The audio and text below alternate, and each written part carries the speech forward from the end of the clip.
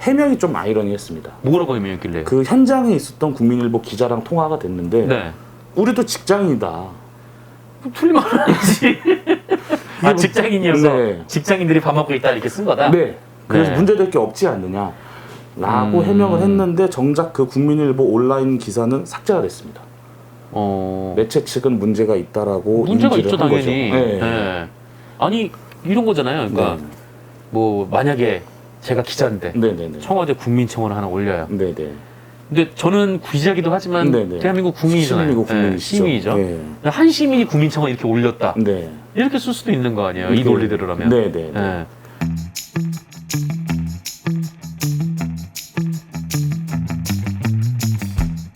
미디어들이 만드는 정통 미디어 비평 프로그램 미디어 오물오물오물오물 반갑습니다. 정상근입니다. 네, 오랜만에 인사드리는 것 같습니다. 미디어 오늘에서 한동안 좀 일이 있어서 네. 방송을 안 했어요. 아. 네, 하도 오랜만에 또 하다 보니까 네. 오프닝을 어떻게 하는 거였지 깜빡해서 네. 네, 잠깐 찾아보고 오프닝을 시작을 했습니다. 지금 제 옆에는 조준혁 기자 나와 계십니다. 네. 안녕하십니까. 조준혁입니다. 무더운 여름 어떻게 보내셨나요? 이제 슬슬 여름이 좀 한풀 가는 것 같고 네. 손수건도 집어넣고 이제 좀 자유롭게 다니고 있습니다. 좀 네. 땀이 많아서. 그렇습니다. 딱 봐도 땀이 많죠.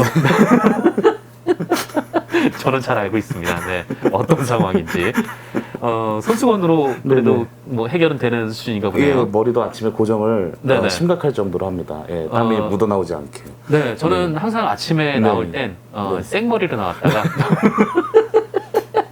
밤에 들어가면 네. 펌이 많이 돼 있어요. 고정을 저처럼 단단하게 하시면 네네. 그래도 조금 낫습니다. 예. 네, 뭐 저는 이게 스프레이를 좀 어떻게 쓸지 잘 몰라가지고 머리를 네. 그렇게 안 해봐가지고. 네네. 네. 어떻게 뭐 스프레이로 이렇게 네. 고정을 합니까? 예, 헤어 미스트 같은 요새 탈모 방지 좋은 제품이 많이 있습니다. 아 정말요? 네, 아, 네, 네. 탈모 방지도 되는. 네, 그럼요. 아, 네네, 좋은 네. 제품 네. 공유해 주시고요. 네. 오늘 조준혁 기자와 만나서 좀 얘기를 해볼 주제는 네. 사진. 네. 네, 사진 기사입니다. 최근에 이 조준혁 기자가 국민일보에서 네네. 뭔가 이 사진 기사에 네. 문제가 생겨서 기사를 하나 썼는데 네네네. 일단 그 내용부터 설명을 해주시면서 시작을 해보죠. 예, 일단은 국민일보 7일자 일면에 실렸던 사진입니다. 사진을 보시면은 이제 한 5명 정도의 직장인이 한 식당에 앉아 있는 모습이고요. 네네. 그 중에 한 명이 이제 식당 종업원 분께 그 백신 접종을 했다라는 걸 이제 보여주는 겁니다. 이제 네. 아마 이 사진을 보여주고 싶었던 의도는 6일부터 그 코로나19 백신을 맞게 되면은 좀 만날 수 있는 인원이 늘어나는 인센티브가 있다라는 거, 그걸 좀 표현을 하고 싶었던 것으로 보여지거든요. 네네. 그런데 이 사진에서 좀 문제가 하나 좀 있었습니다. 이 사진 문제가 뭐냐면은 뭐였습니까? 같은 사진이 파이낸셜 뉴스에도 실립니다. 같은 날. 똑같은 사진이 똑같은 사진입니다. 뭐 사진 기자들이 네. 가서 같이 찍었나 보죠? 근데 문제는 국민일보 이 흔히 기자가 자기 이름으로 기사를 쓰면 바이라인 이런 게 있지 않습니까? 누구 기자. 그렇죠. 네. 네, 사진 기자들도 그게 똑같이 적용이 되는데 국민일보 일면에 실렸던 그 기자는 현장에 없었다. 현장이 없었다고요? 네, 맞습니다.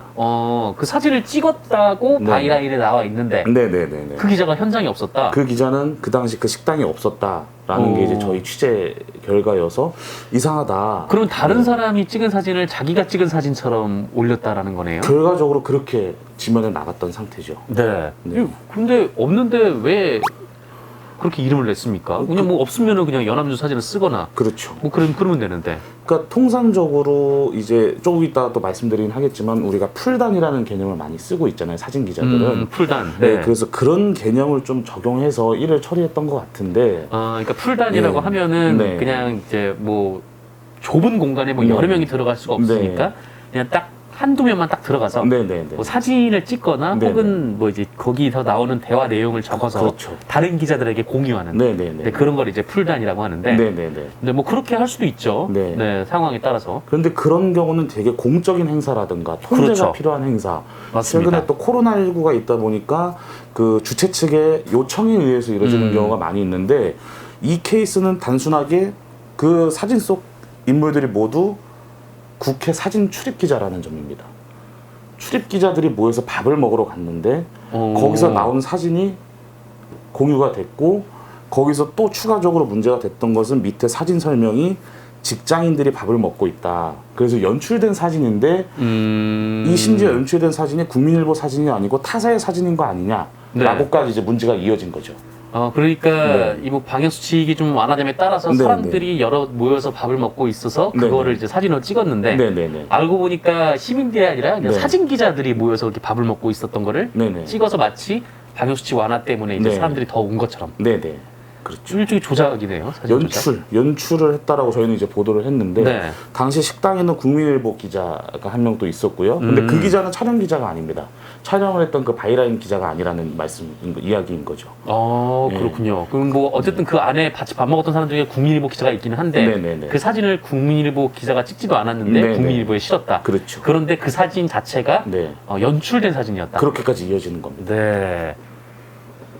왜 그걸 연출해서 사진을 찍었을까요, 굳이? 그렇죠. 그 사진을 촬영한 기자는 지금 파이낸셜 뉴스의 기자인 것으로 보여지거든요. 왜냐하면 네네.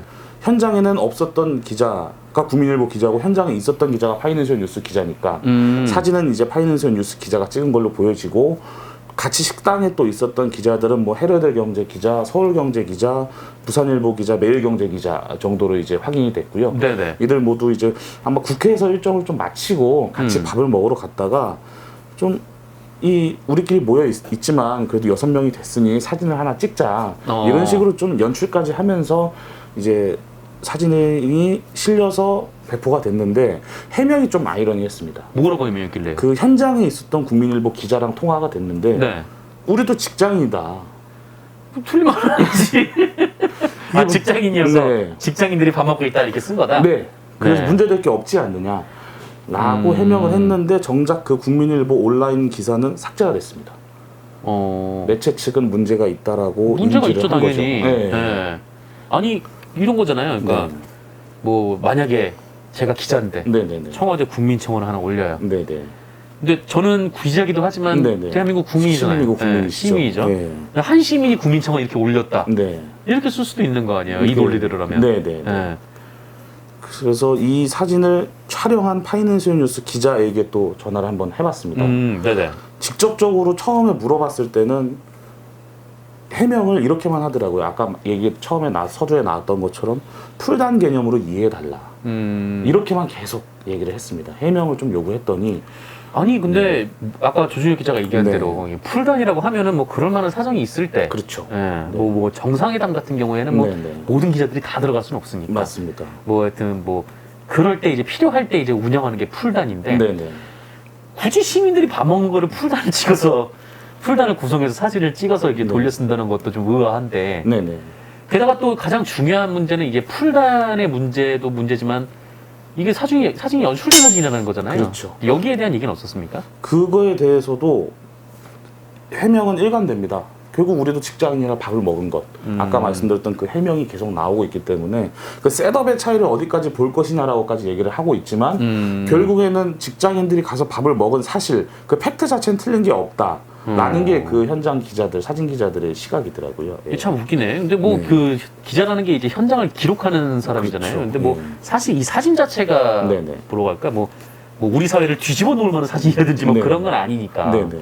뭐 그렇다고 하더라도 그러면 그냥 자기들끼리 뭐 방역수칙 완화돼서 밥 먹으러 갔으면 뭐 사진 기자들이 밥을 먹고 있다. 네네. 방역수칙 완화됨에 따라서 네. 그냥 이렇게 쓰면 되잖아요. 그러니까 일종의 개입을 한 거죠. 어떻게 보면 또 연출을 했다라는 거는 그 모습을 만들어낸 거 아니에요? 맞습니다. 한마디로. 사실 네. 그러면은 이제 제가 정확한 시기는 기억이 안 납니다만 예전에 한겨레였던 걸로 기억을 하는데 아마 그 한 노숙자분에게 누군가 이렇게 잔파를 입혀주는 사진이었던 걸로 기억을 해요. 제가. 네, 맞아요. 그러면은 그런 사진도 연출해서 찍게 될 수 있다라는 얘기거든요. 그들의 논리라면 기자분을 그렇죠. 세워놓고 자 내가 여기서 찍을게. 네가 얘 옷 입혀줘. 그럼 사진 찍어서 보도를 하면은 그 막 사람들이 막 해가지고 막 네. 피부에 올라가고 그래서 네. 돈 벌고 그럼 이게 조작인 거죠. 그렇죠. 그렇게 그런 관점에서 봤을 때는 분명히 문제가 있다라는 시각이 현장 기자들에게서도 많이 나오고 있더라고요. 예. 좀 예전에 좀 비슷한 일들이 좀 있지 않았습니까? 예전에도 중앙일보가 이제 광우병 한 채 파동이 있었을 때 2008년도로 지금 확인이 되는데 미디어 오늘도 당시에 좀 지적을 했던 걸로 제가 기억을 하는데 네. 그 중앙일보에서 이제 소고기를 굽고 있는 2명의 이제 사진을 촬영을 해서 보도를 합니다. 지면에다가 또 바르죠. 근데 알고 보니 그 기자, 그 현장에 있었던 시민은 시민이 아니고 한 명은 경제부 소속 기자였고 다른 한 명은 대학생 인턴 기자였다라는 사실이 밝혀지면서 중앙일보가 사과까지 나섰던 일이 한 번 또 있었죠. 당시가 이제 광우병 파동으로 이명박 전 대통령의 지지율이 굉장히 좋지 않았을 때였기 때문에 이것은 보수 언론에서 의도적으로 MB 정권에 힘을 싣기 위해 이러한 조작까지 한 거 아니냐라는 목소리도 있었었죠. 뭐 미국산 쇠고기 뭐 광우병 때문에 못 먹는다 하지만 시민들은 먹고 있다라는 취지에서 그런 기사를 냈는데 알고 보니 그것도 이제 연출된 사진이었다는. 근데 뭐 그거는 이제 굉장히 심각한 문제인데. 뭐 어쨌든 뭐 그거에 비해서 뭐 이 사진은 그렇게 뭐 현상적으로 심각한 일은 아니지만 그래도 논리는 똑같잖아요. 그렇죠. 그리고 또 다른 문제이긴 합니다만 사진이 지금 어떠한 경위로 어떻게 넘겨졌는지까지는 모르겠지만 분명히 찍지 않은 사진이 그 매체 이름으로 올라갔고 지면도 발린 상황이거든요. 그러면 한국사진기자협회 윤리규정 7항을 보면 우리는 각자 취재한 사진과 파생 결과물을 명확한 이유 없이 다른 소속사 회원들과 주고받거나 공유하지 않는다라고 돼 있습니다. 그렇죠. 그 한국사진기자협회의 윤리강령이라면 한마디로 그 좀 약간 좀 거칠게 얘기해서 지들이 만든 룰인데 누가 다시 그렇게 하라고 시키지도 않았는데 자기들이 그 룰을 만들어 놓고 지금 지키지도 않았다. 그 바이라인 속 기자분께서는 입장을 밝히지 않겠다라는 자기가 찍었는지 안 찍었는지에 대해서까지도 밝히지 않겠다 했고 그 뭐 방금 진행자분의 표현을 빌리면 그 지들 중에 많은 분들 흔히 사진기자 분들이죠. 현장에 계시는 불만을 표출하는 목소리가 많이 있다 그러더라고요. 문제 제기를 해야 된다 공식적으로. 이 사진에 대해서? 그런 목소리들도 지금 있는 상황입니다. 맞습니다. 뭐 굉장히 좀 뭐랄까 뭐 그냥 가벼운 일 이렇게 취급하고 넘기기에는 이 논리가 굉장히 괘씸해요. 크게 따지면 예전에 이제 인터뷰 조작 논란들이 있었던 매체들도 많이 있었지 않습니까? 뭐 방송 기자들 특히 같은 맥락으로 저는 봐야 된다 생각을 하거든요. 일전에 이 조선일보에서도 이제 태풍 사진을 썼었는데 그게 그 해에 있었던 그 태풍이 아니라 한 2년 전에 있었던 태풍? 그 사진을 이제 일면에 이제 게재를 했었죠. 그래서 뭐 그게 굉장히 좀 문제가 되기도 했었는데 그래서 지금 뭐 사진 기자들 사이에서도 굉장히 좀 문제가 되고 있고 그 건이 근데 국민일보는 지금 사진을 삭제한 상태고 사진을 삭제했으면은 뭐 내부에서 뭐 조치 같은 게 있어야 되지 않겠습니까? 뭐 국민일보에서도 문제가 있다라고 인정한 셈인데 아직 공식적으로 뭐 입장이 나온 것은 없고요. 뭐 해당 사진 기자도 입장을 밝히지 않고 있는 상태라 그거는 저희도 한번 후속 취재 개념으로 한번 국민일보 측에 또 입장을 한번 문의해봐야 되지 않나 그런 생각을 좀 갖고 있습니다. 그렇습니다. 그래서 이 사진이 어떻게 또 게재가 된 건지 뭐 내부에서도 그렇고 뭐 사진 기자 세계에서도 그렇고 뭐 국민들 입장에서도 그렇고 뭐 당사자의 해명이 좀 있어야 되는 부분이 아닌가라는 생각이 들고. 그리고 사진 얘기를 한 김에 이 최근에 좀 사진 기사들이 몇 가지 논란이 됐었어요. 그렇죠. 일단 뭐 첫 번째는 이 아프간 난민들을 이제 사진을 찍어가지고 그게 굉장히 좀 논란이 됐었는데 뭐 그것도 간단하게 뭐 경위를 좀 소개를 해주시죠. 본래 이제 국민일보 사진 기사를 쓰기 전에 원래 이 아프간 특별기여자 관련된 소식을 계속 다뤘었거든요. 그런 맥락에서 포토저널리즘 문제를 다루다가 국민일보 건까지 알게 돼서 같이 좀 취재를 했던 건인데 한국일보 건을 처음에는 제가 취재를 계속 해왔었죠. 그래서 당시에 이제 충북 진천 인재개발원에 아프간 특별기여자들께서 입소를 했었는데 거기에 망원 렌즈가 등장을 한 거죠. 그렇죠. 이 사실 한국일보뿐만은 아니었어요. 참 많은 매체에서 그걸 찍었는데 근데 이제 아마 2020년 지난해죠. 지난해 우한에서 들어왔던 교민들을 또 똑같은 상황에 처했었습니다. 진천 인재개발원에 입소를 했었는데 연합뉴스가 그때 망원 렌즈를 들고 갔었죠. 사진을 보도한 뒤에 엄청난 비판에 휩싸였었습니다. 그래서 그런지 연합뉴스는 이번에 망원 렌즈를 들고 가지 않았더라고요. 욕을 먹어야겠죠. 근데 이제 한국일보가 그거를 찍었죠. 찍었습니다. 거기 그 진천 거기 생활관 안에서 생활하시는 모습을 그냥 찍었는데 모자이크도 안 했어요 처음엔. 특히 한 이제 소녀의 모습이다라면서 보도가 됐는데 눈물을 흘리고 있는 상황이었거든요. 그래서 뭐 현장 기자 입장에서는 그 생생함을 전하고 싶었던 욕심 뭐 있었을 거라고 생각은 합니다. 100번 양보해서. 그럼에도 이들은 언제 어디서 어떻게 뭐 테러를 당할 수도 있는 분들이고 네네. 위험에 처해 있는 분들이기 때문에 우리나라에서 긴급하게 대피까지 시킨 분들이잖아요. 그렇죠. 그런 개념이 먼저 선행됐어야 된다라는 거죠. 그렇죠. 무엇보다 그 누군가의 사진을 찍어서 네.